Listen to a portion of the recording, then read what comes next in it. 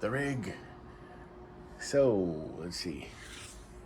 RST 16 custom audio for controller. We got the bottom row preset buttons.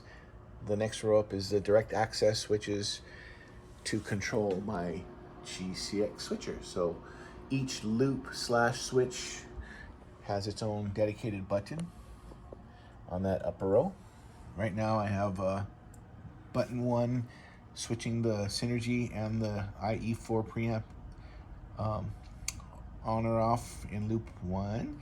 Loop 2 is my compressor, that guy right there. I can switch that in and out of the signal path. Loop 3 is my dry mute switch. Mute 4 is, it's the Rockman stereo chorus feed. Right now I'm patching it Rockman and series out to the Korg DL8000. Let's see, the Rockman mute. So I have a mute switch, so I can mute that. And I don't have it labeled, but 6 is the mute for the Korg, because these are in series, the DL8000 and the Rockman. I can mute one or the other and leave the other active. So I can just have Rockman chorus, or I can have the Korg. I had 7 and 8 doing switching. In fact, that button's on. It shouldn't even be, because it's not doing anything. So I can store that. No longer on that preset. And it was switching the voicing jacks on my Simulclass 290. Now I've got another device in the back, the control switcher from Voodoo Labs, doing that work. So see, if I press this button, see those 2 voicing switch came on, because they're being controlled by the control switcher in the back of the rig. The power station, which powers up everything. Yeah, the Eggener IE4 channel 1 is still my favorite clean channel of all the modular stuff out there and preamps that I've played. Set it for that hyper clean, rack chorusy thing. Channel 2, I had Bruce modify it when I sent it in to have the MIDI card replaced, because the MIDI died on the IE4. And thankfully, Josh at Voodoo Labs still had the original card that he was putting in these things when these were first being built. This is the, the TOL series Eggener IE4 preamp, the original ones. And so I had Bruce modify this gain knob so that it was less gain as you turned it up than it used to be. Because I don't really like the way this channel breaks up too much. So I wanted it clean. I told him I want Stevie Ray Vaughan and Jimi Hendrix Little Wing type cleans. So he did that, and it's awesome. Channel 3 is like a JCM 800 kind of breakup. a little warmer, the Egnator signature sound, and then channel 4 is the violin tone. And the one cool thing about the Egnator gain structure on the channels is that, see how low I have the mid, the treble? You can keep those low or high, doesn't matter, whatever tone you want, and the gain kind of still runs through it smoothly, you know? So it's not like dependent, like you don't have to crank the treble and the bass and the mids, and you can make it sound really fat and warm if you roll off the treble and the mids. Okay, and like I said, sound class 290, the power station, the GCX. So I plugged my guitar straight into the, oh no, actually right now I'm plugging it into a CMAT Mods Brownie pedal first, and then into the input of the GCX, which then takes that one guitar in and splits it to two outputs. One's a buffered output and one's a non-buffered, but I have a device in the back to equalize that so that they're both buffered. This is the rack interface next. That's the brains behind the outfit for my rig, because it's a 1-in, 5-out splitter. And it also has a dual stereo mixer. Mix 1 has 4 stereo inputs. Mix 2 has 4 stereo inputs. I'm using Mix 1 to sum all of my stereo effects too.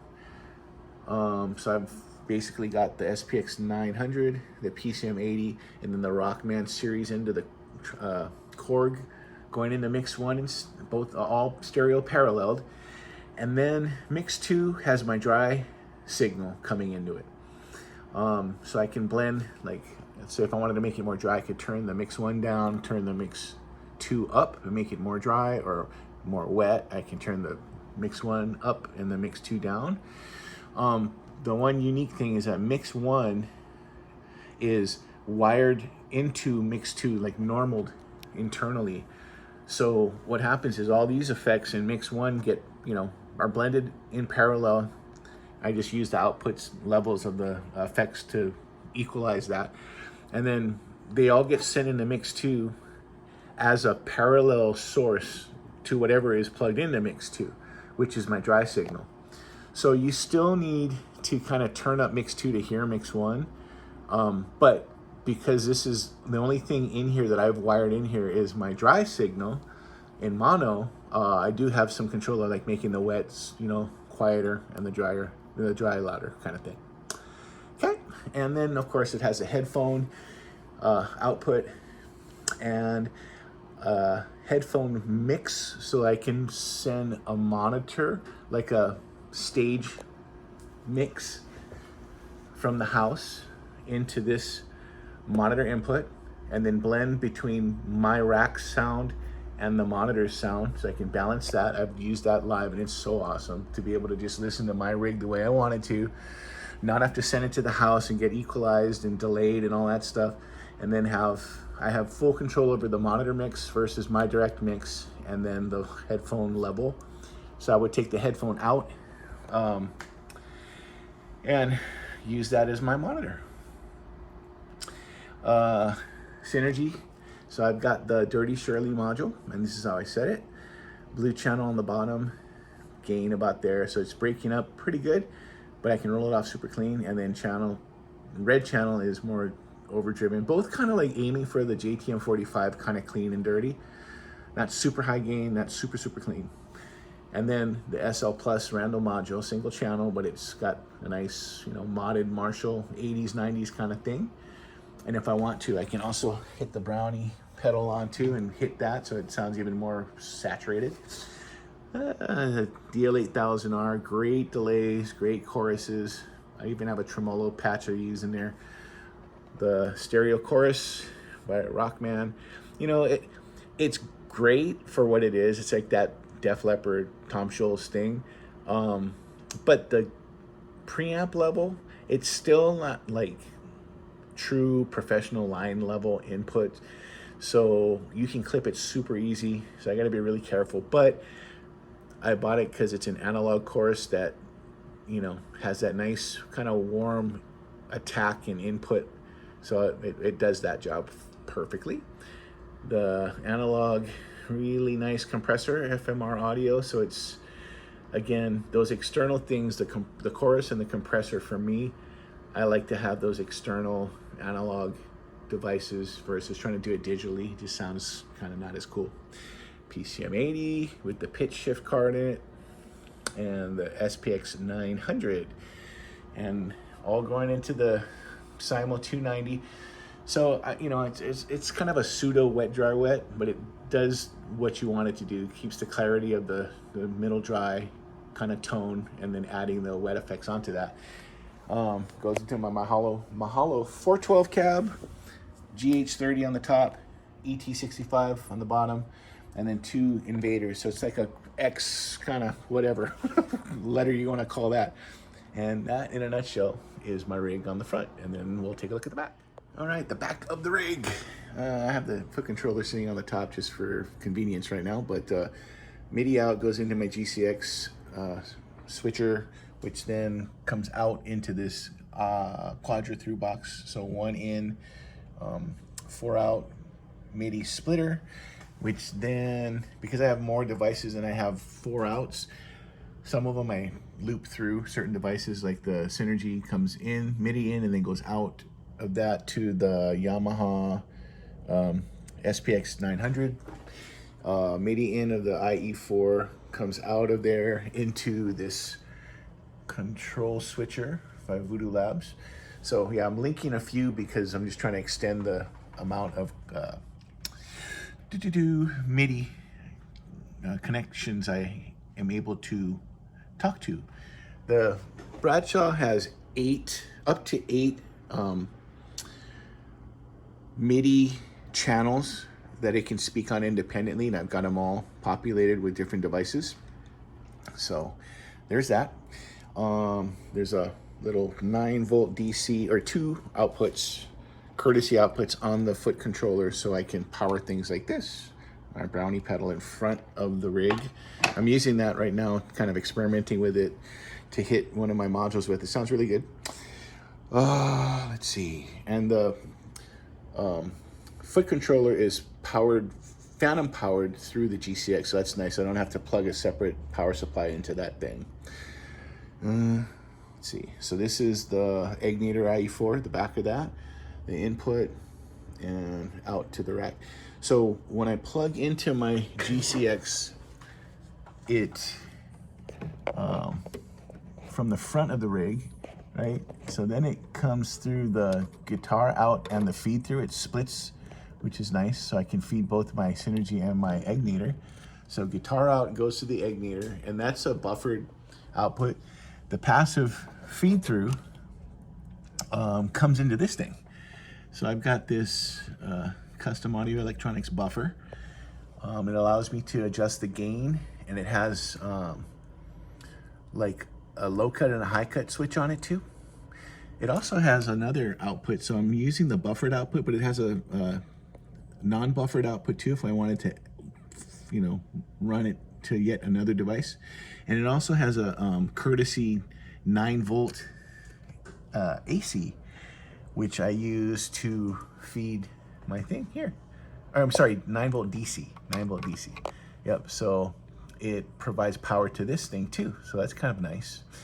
The Voodoo Labs control switcher, I just got that recently. Somebody on the one of the forums recommended doing this so I could free up some loops on my GCX switcher, because I was using the GCX switcher to switch my Mesa voicing jacks, right? The modern and the deep extend. But now that I have this, I send a MIDI command to this and it'll switch up to 4 different outputs on this thing. And you can program those for normally open, normally closed, momentary messages. And I'm using 2 of them, the green and the gray cable going to the green and the gray for deep extend and modern. There's another jack, half drive, but I don't really use that. And eventually I'll use these other 2 outputs to send signals to my Korg, because I'm using an external bypass jack, and also for the Rockman chorus, I'm using a bypass so that I can run these in series, the Korg and the Rockman, and I can turn off the Rockman and just leave the Korg, or I can turn off the Korg and just leave the Rockman chorus, just by using those bypass switches. Okay, so at the top of the rack, I've got my Rocktron power supply, the power station. And so these three 2.5 millimeter 9-volt AC jacks are connecting to, let's see, the first one goes down to my Korg. So this cable is an adapter cable going from the 2.5 millimeter power output of the power station to this 4-pin DIN type connector. So that eliminates the need for one wall wart. And then the second orange output over there goes over to my GCX with the exact same type of cable from Voodoo Labs. So it powers there, and I eliminate another wall wart. And then the gray cable underneath it is to my rack interface, and that goes into one of the jacks too. So I'm eliminating 3 wall warts and all the crazy wires that come with those power supplies. So that's nice. Then I've got 4 IEC type connectors up here, which are all driving things like, I have a cable going straight into my PCM 80 IEC, one for the Synergy, and then there's adapters that go to the typical like NEMA type plugs. This is my crazy wall wart thing that I can't get around yet because that powers the Rockman chorus and my let's see, the compressor, the RNC compressor, and this thing has a wall wart too. So eventually, hopefully I'll find a solution where I can get rid of those wall warts too. And let's see, so the GCX first loop is switching between the Egnator or the Synergy. The second loop, so it comes out of that first loop into the second loop, which is my compressor, right? So I can switch the compressor in and out of my signal path. Then the output of that goes into my Rocktron interface because it's a 1-in 5-out splitter. So it comes into the guitar input and then it splits 5 different ways and feeds my effects in parallel. And one of those splits the dry signal, which is either just the preamp or with compression, is then fed into my mixer directly. So these are these 3 cables on the bottom are the outputs of my stereo effects. This is a tip ring sleeve connector. So 3 stereo effects into mix 1 of my mixer. Mix 2 of my mixer is just receiving this mono dry signal. So I'm blending my wet effects against that dry, middle dry, basically. I can also mute that middle dry because the next channel on my GCX is for that dry signal. So I'm able to mute the dry and just have all wet, which is good for like tremolo effects, certain effects that you don't want to run dry in parallel with. Okay, yeah, so that's channel 3 in the GCX. And then, let's see. And I also have, like I said, those 2 bypass functions are happening in the GCX currently, but I'm going to move them to this guy. What else? So, this thing is a cab bypass circuit on my Rocktron rack interface. And I just have this 1/4-inch end plugged into it right now. I'm bypassing it by just doing that so that when I'm running my power amp and speakers, I don't need the cab emulation. If I'm running my headphones out of the rack interface, then I'll just pull that thing out. Stereo outputs go into the stereo power amp, 290.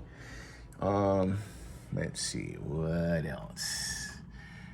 I think that's it for the rack interface. And I have the Synergy. It's running the Dirty Shirley module for 2 versions of like a JTM 45 kind of clean and dirty, and then the SL Plus modded Marshall. That's how I have it hooked up in the back. So I'm running the left mono output. And let's see, my Korg. So I'm running my Rockman chorus stereo out into the stereo in of the Korg. And like I mentioned, I can run just the Rockman or just the Korg. You can bypass either one. Compressor, and then my PCM 80, and my SPX 900. And I've got this light strip that I've kind of stuck on the outer edge of the rack so I can see everything that I'm doing. It's always kind of nice. And yeah, I don't, like, I change everything so much in here that I've kind of given up on trying to make it super nice and neat in here. And, you know, try to bundle things up a little bit, but yeah, just Velcro stuff and little looms here and there. But other than that, I try to keep it pretty fluid, because I change power amps a lot too, to experiment with the different sounds, different tones of the preamp or the power tubes. I think that does it. Yeah, awesome.